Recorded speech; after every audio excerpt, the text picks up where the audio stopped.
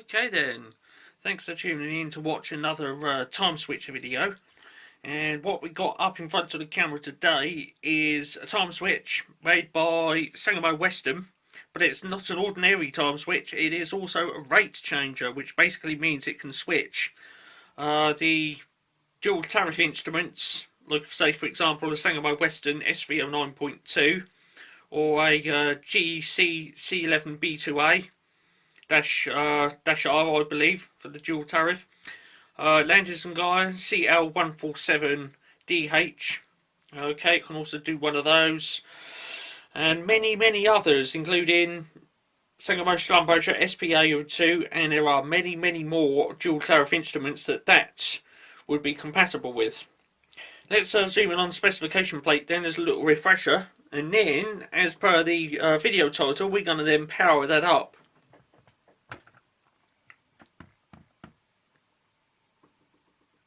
There it is then. You can see the model number on that specification plate. It is the model S317.1.22. It's got switching capacity of 80 amps. Okay, it's also the rate change trigger contact in it is 2 amp, as like it is with most other brands of Timeswitch. Sorry about that shadow getting in then. That was my head just getting in the way of the lamp. So, this was last, according to that sticky labelling there, it was last tested in 1986. Because this one is a synchro motor version, we do need 50 Hz alternation frequency. Okay, so just to make sure that it runs at the correct speed. Okay, you cannot run this on 60 Hz or any other frequency, it has to be 50 Hz. And for it to run at the correct time, okay. The motor in it does have a broad operating voltage of 200 to 250 volts. So there we go. I'm going to be taking the front case off and then we'll get that powered up. I've already loosened the screws off on there so that I can then just whip the cover off and away we go. We'll get straight into that. All I've got to do is loosen that top screw off and the cover comes off. I should do that right now.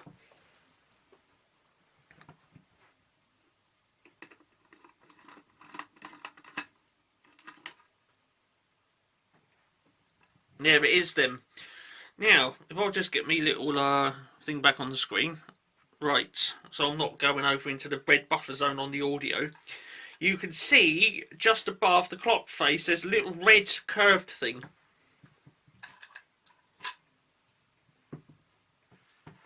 That is a power indicator. It's currently still because it's not energized. There it is. And just next to that it says C73. Is that 73?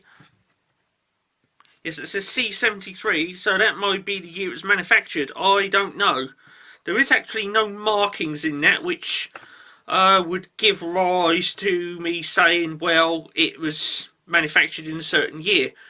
Look, say for example on electricity meters, you might have, say for example, S60C, and this 60 basically means 1960, the year it was first calibrated and put into service. Unfortunately, this Timeswitch and many others don't have such a number on them to identify the year that it was first manufactured or tested and calibrated before it went into service. Okay, so I'm going to power this one up now then. It's that little orange thing just above the clock face there we need to be observing. Okay, from what I can remember, the last time I powered this up on my Boombox Deluxe channel, all those years ago, I've got a feeling it rotates in a clockwise direction. Okay, so it'll be going sort of that way. And there's part of it white and part of it which is that orange colour. That's actually a piece of sticky tape I've put in there because when I originally got this, for whatever reason it may be, the original paint that they'd put in there, a lot of it had faded away. So I've put a bit of sticky tape in there just to revive it a bit. Let's power it up then. Okay, right, I'm just zoomed in on it a bit so that we can see that power indicator when it starts whizzing round. Okay, I know I'll cut the cut the video footage at about that point, but I wanted to just adjust the camera a bit without wasting too much, you know, on the memory card. So I'm going to go turn it on at the wall socket now, and we shall see that power indicator start up and start rotating in a clockwise direction.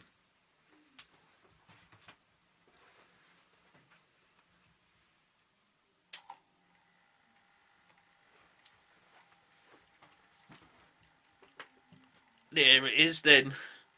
Okay, so that's what we was looking for then. That power indicator is whizzing around in there. And that's to show that the synchro motor is energised and that the clock's running.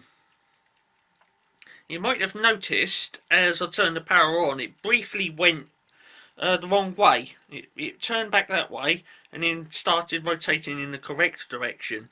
Now that is due to a rotation corrector, and that is on a cog inside there somewhere. I'll point it out in a minute because I'm going to wind the camera right up and fire it straight down in the workings. And yeah, and what that does is when the synchro motor is energised, it depends on how the synchro motor catches the AC sine wave. Okay, if the AC sine wave is going backwards, okay, if it catches it on the backwards part of the sine wave, the motor will actually start rotating in the wrong direction.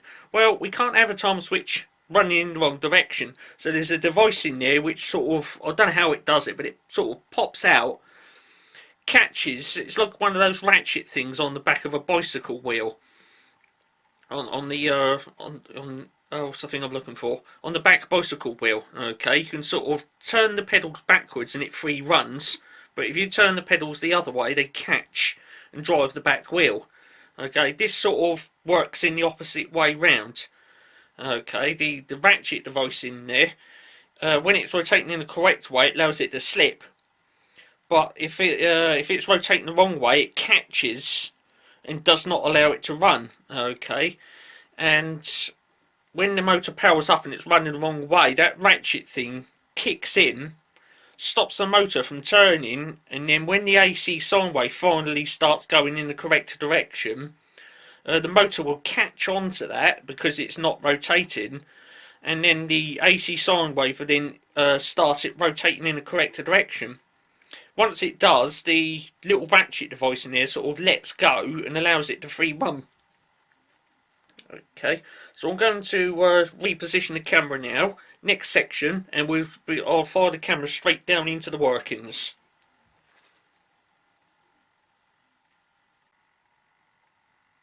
There it is then.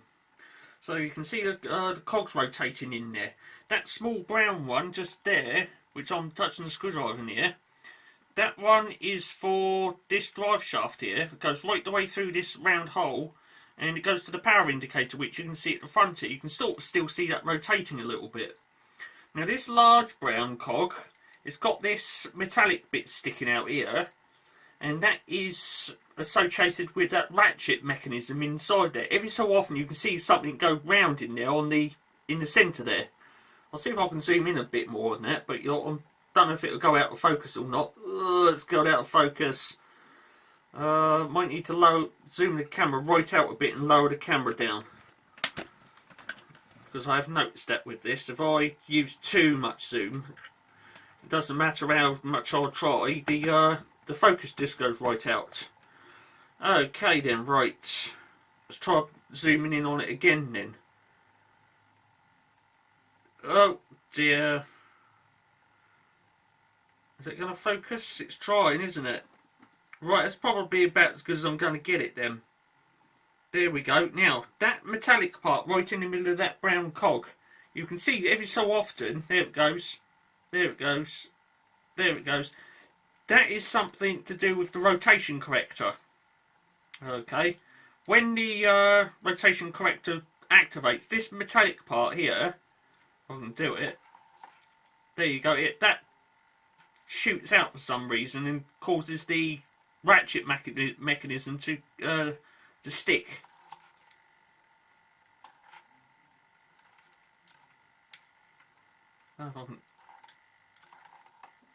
There you go, you can sort of see it, I made it latch then. So that's associated with the ratchet mechanism to make sure that the motor runs in the correct direction. Now a bit lower down in there, a bit difficulty getting in there, but you can see, if I can get the pokey screwdriver in the correct direction, straight down in there you can see something whizzing around at a fantastic speed. That is the actual drive shaft of the synchro motor, and that engages with this large brown cog. Okay, so you can see why this large brown cog needs a rotation corrector on it, because this one's immediately after the synchro motor.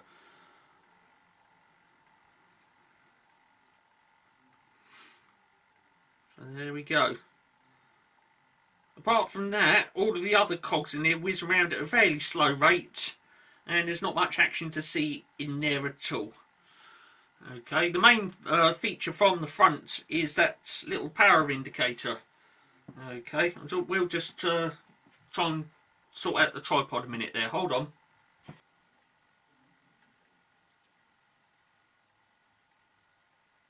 Now the interesting thing about this one, it's not a standard on-off time switch.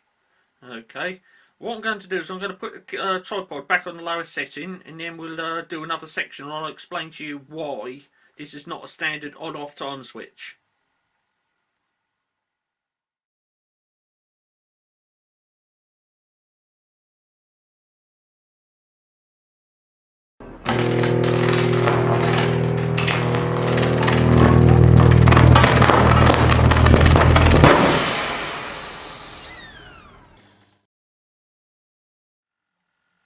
There we go then, so I've loaded the camera now, and what makes this time switch different from everyday normal on-off time switches is the fact that this one, it has only 3 togs.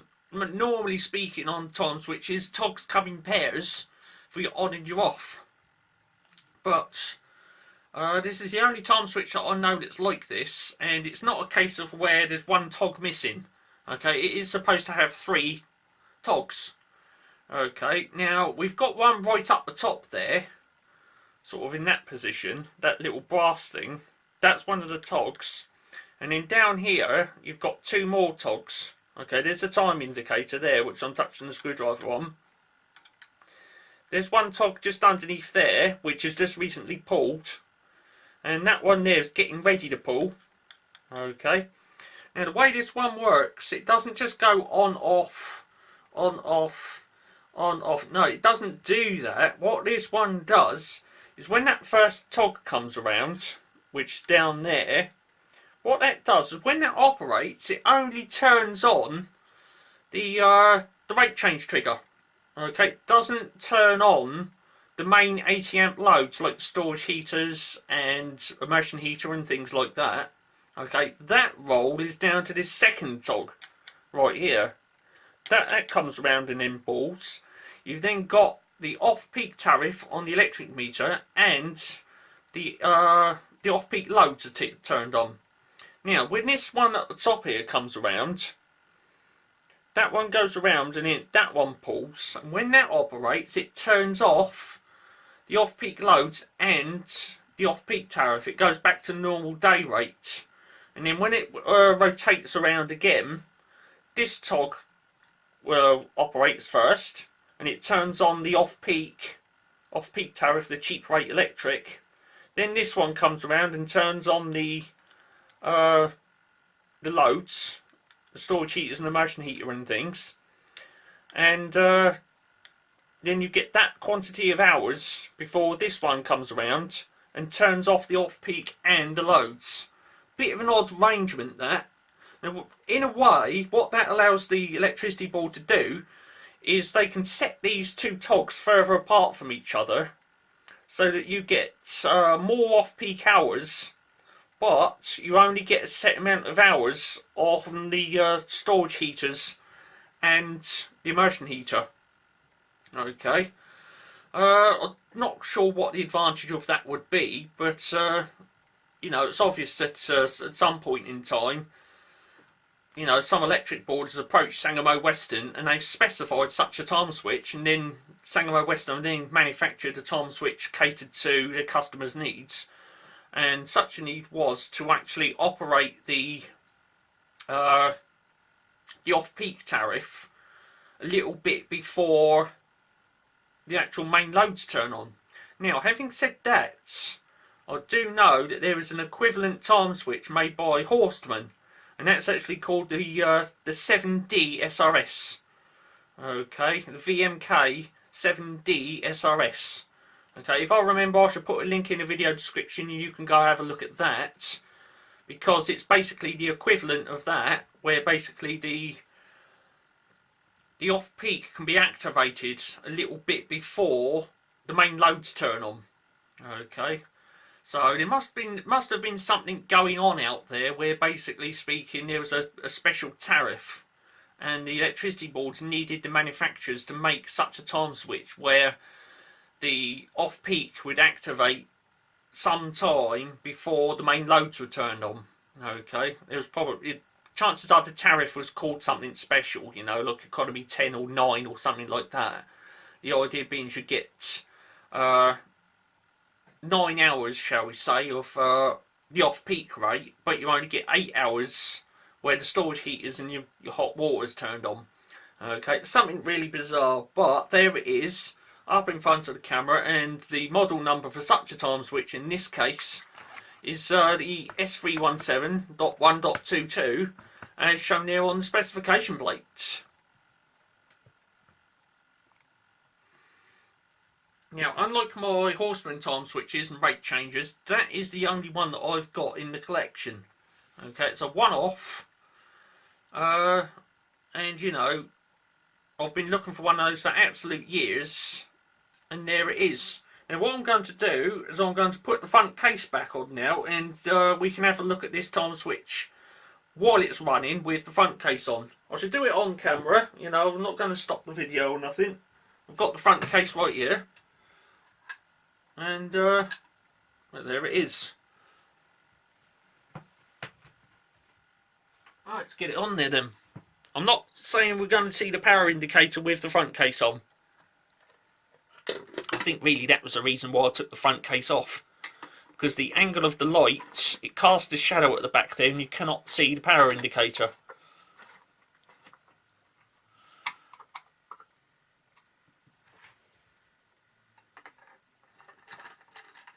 Do excuse that if the camera's going all blurred, but my hands are in the way of the camera there.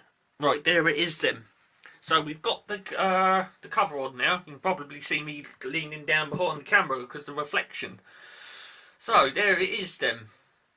I'm going to turn that to the side actually, just a little bit. There we go. Right. Now if I tilt the camera up a bit and zoom in, we might be able to see the power indicator in there. Now, because of how fantastic this camera actually is, you can see the power indicator in there. There it is, it's still whacking around in there most wonderfully.